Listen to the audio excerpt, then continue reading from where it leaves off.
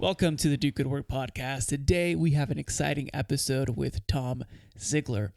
Tom is the CEO of Ziglar and a key collaborator of his father's 30th book, Born to Win. Tom carries the organization's profoundly simple philosophy that you can have everything in life you want if you will just help enough other people get what they want. Tom shares this lesson with billion-dollar companies, small business owners, and prestigious academic institutions, allowing thousands of clients to take their business further than they ever dreamed possible.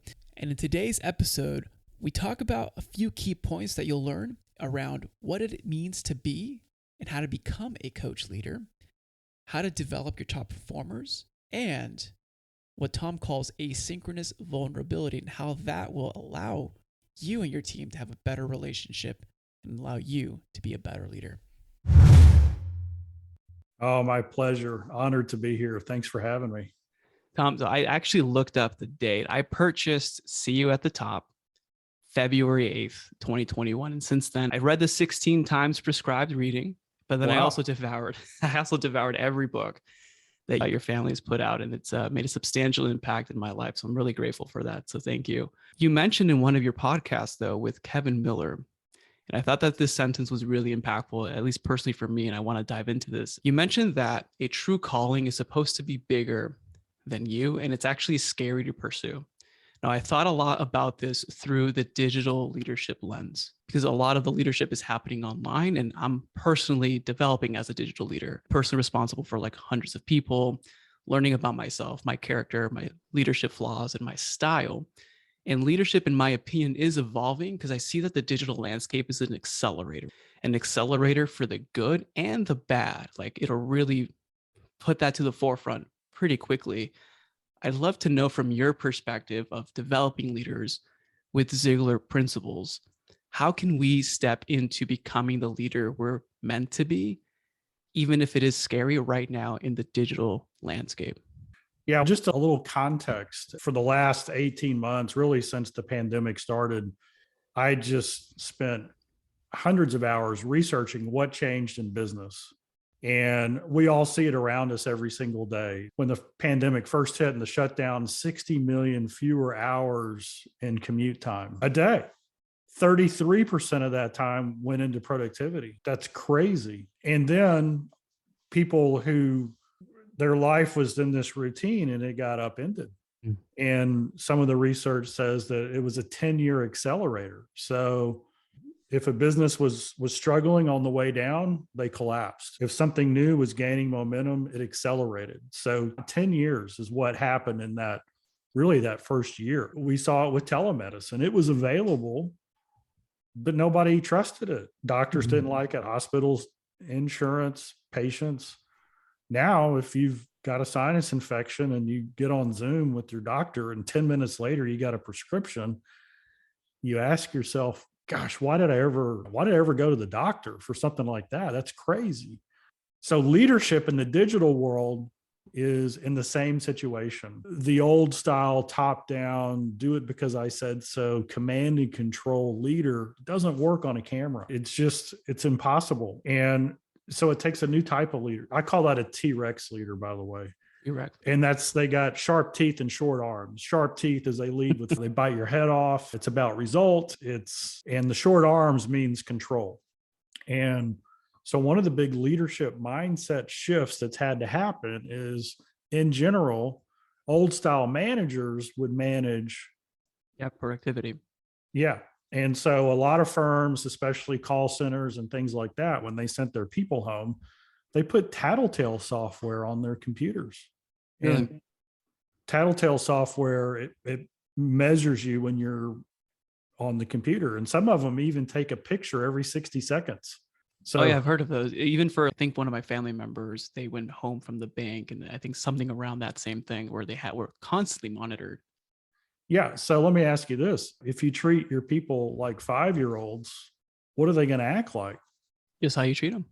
3-year-olds, right? I mean, and so the mindset shift has to be that in the digital space, but in all spaces, but especially the digital world with cameras and things like that, is we got to measure outcomes, not output. Stepping away from just hourly and more the value creation that happens, even if it takes you less hours. Exactly. And so here's a simple example. You pay two people the same amount of money. They both produce 100 widgets, and one of them takes 4 hours and the other one takes 8 hours. Do you care as the leader? You paid them the same. They got the same amount done. And it's 4 hours versus you probably don't care, but there's a caveat in there. So here's a better way to ask the question. You pay people the same amount. One of them gets 80 widgets done and the other one gets 100 widgets done. Do you care? Most people would say, yeah, I got better value out of the 100. But what if there were 20 defects in the 100 and the 80 was perfect? See what you're saying? And so that's an outcome measurement. And what we've got to do in leadership, whether it's hybrid or remote, 100% or in the office, is we got to start focusing on the outcome we want. And that means we've got to give autonomy and support and direction and build trust in our people so that they understand what the outcome is. And then we turn them loose and we get focused on growth instead of results. Well, that sounds weird. I want to pause before we dive into the growth versus results, because I really want to expand on that. But when you said earlier, when we focus on outcomes, I think this also has parallels for our business owners listening right now, is that when you start pricing based on the value that create versus on the hours that you put in to deliver that work. And I think this is one of the key mindset shifts that you have to take when you move away from the hourly billing versus what is the actual value worth to the person or to the entity that I'm delivering this to. And the same thing as leaders too. I think it's like personally knowing that if your leadership style is too much of a controller, to being able to have that self-awareness and not just let go for the sake of letting go, but focusing on the true purpose of the work that you're doing, which is leading to higher growth and higher impact. So I'd love to dive into where you're heading now into focusing on growth versus results. It's very interesting. Yeah. So a command and control T-Rex leader is very results focused. What did you do for me today? What did you do for me today?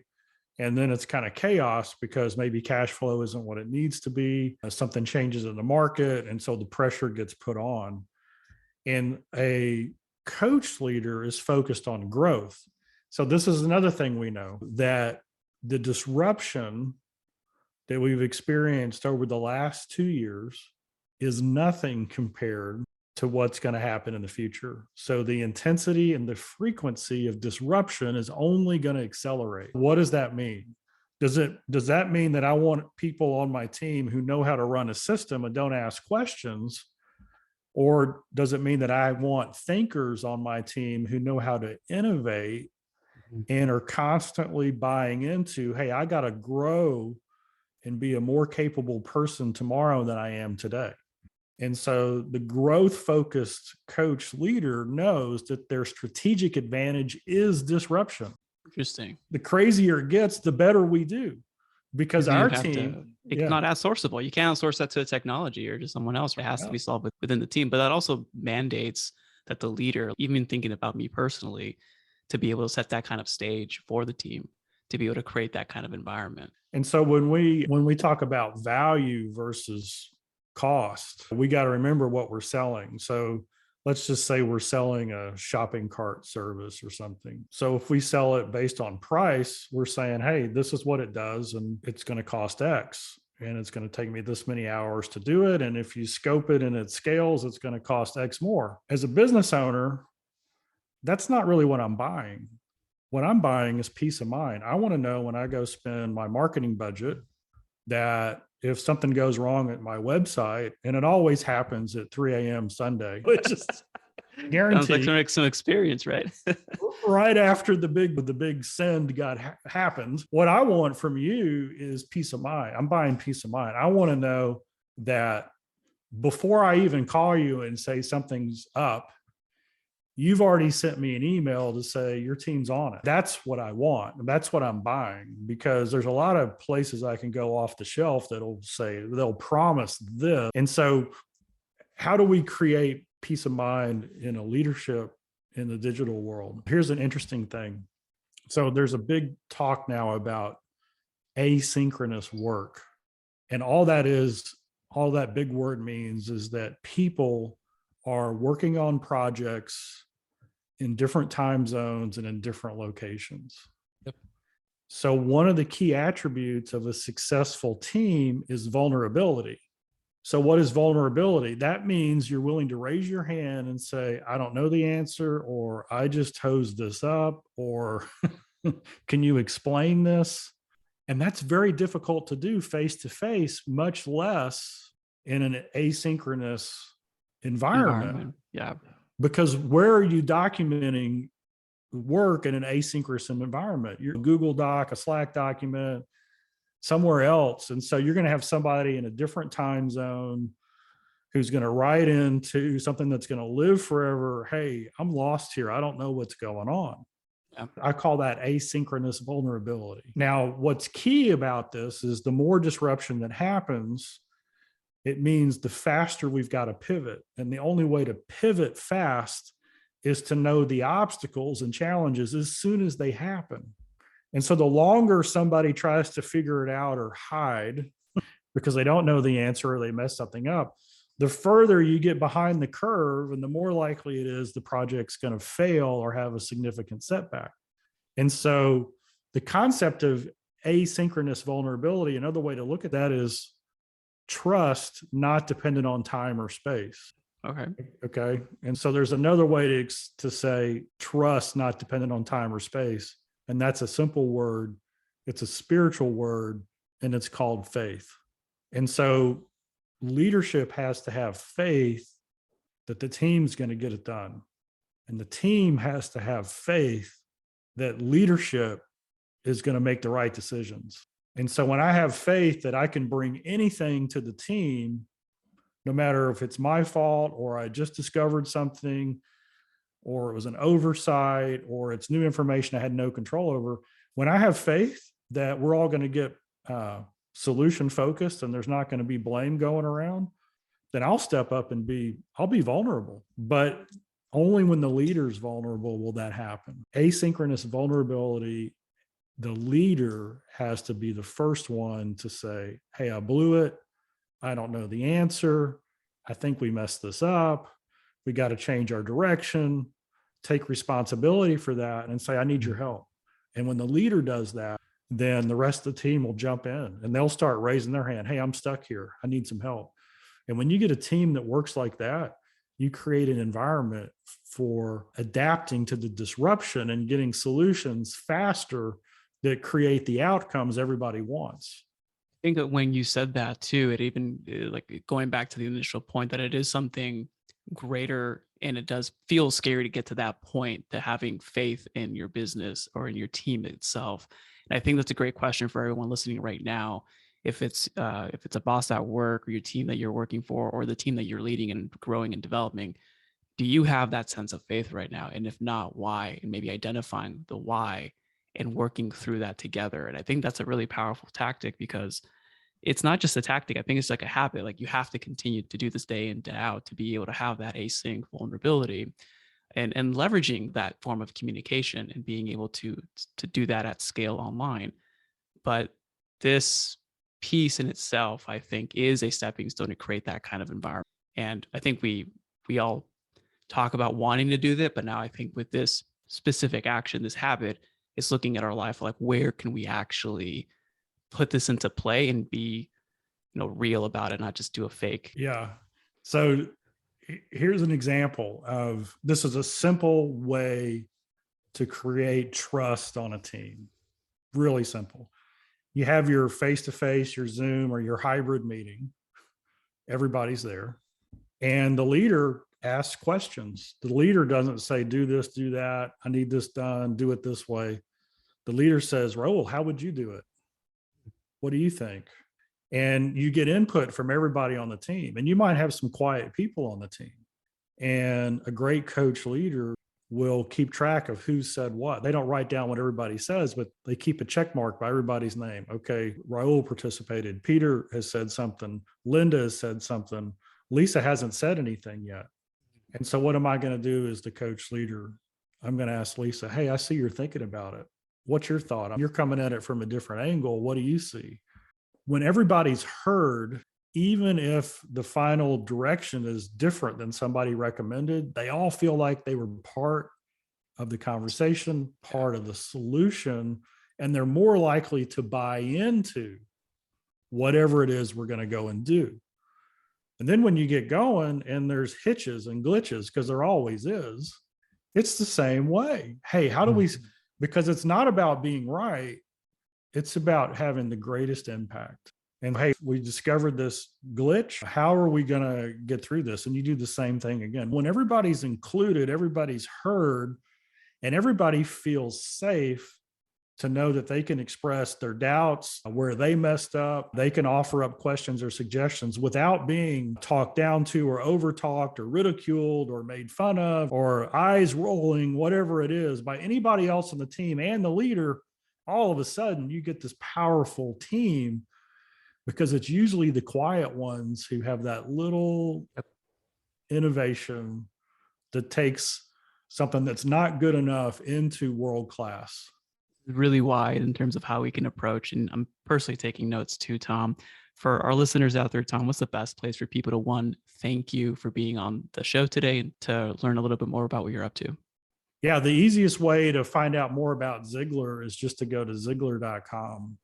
And if you're listening and you're like, hey, I like what this is, I want to know more, or you have a question or comment, you can always just email me, tom@Ziglar.com. That's my personal email. So pretty simple, pretty straightforward.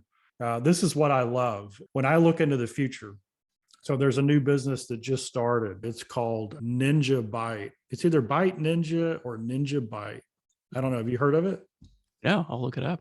Yeah. Basically, it's virtual fast food workers. So Cloud labor for restaurants. Interesting. Yeah. From YCOM. So you go to the drive-through and the speaker comes on, how can I help you? And it's somebody sitting 1,000 miles away. Whoa. Taking your order and putting it in the system. So why is this so cool? Because labor shortages are everywhere. And there's a lot of highly qualified people who would love 20 or 30 hours a week. And if they don't have to leave their home, how many people it's difficult for them to travel or get out, or they have kids, or they have family responsibilities, or they want a life. Mm-hmm. And so digital has been a huge impact in more of the white collar areas, but it's starting to go blue collar. There's another company that got funded about a month ago that's a virtual forklift company. Mm-hmm. Oh, wow. Yeah. So you're in your office and you're looking at your computer screen and you're looking at a 360 panoramic view out of your forklift, and you got joysticks on your desk, and you're driving a forklift 1,000 miles away. So if you're an innovator in digital, you're in the right place. And the way you create a team that wins is you develop top performers. And that only happens through coach leaders being engaged. A top performer can work for anybody from anywhere in the world. Top performers have the leverage now. So if you want to be an innovative company that scales and wins, you got to figure out how to lead top performers, because they're hard to keep. Yeah. They don't have to stay if they don't have a good leader. That is so true. Oh, I wish we can go on for that specific, just that topic alone. Like I could give you all the stories and get the feedback. We'll have to schedule another one then, a longer time frame. A longer version of that. Tom, it's always an honor. Appreciate you having you on, and thank you so much. Thank you.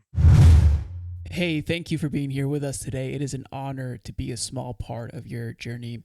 If you gain a new insight from today's episode with Tom, please head on over to Apple Podcast and leave a comment with the insight that you've learned. While you're there, you can leave us up to a 5-star review.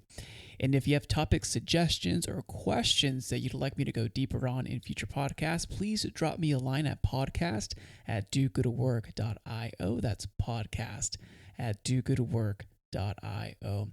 As always, this is Raul Hernandez. Do good work.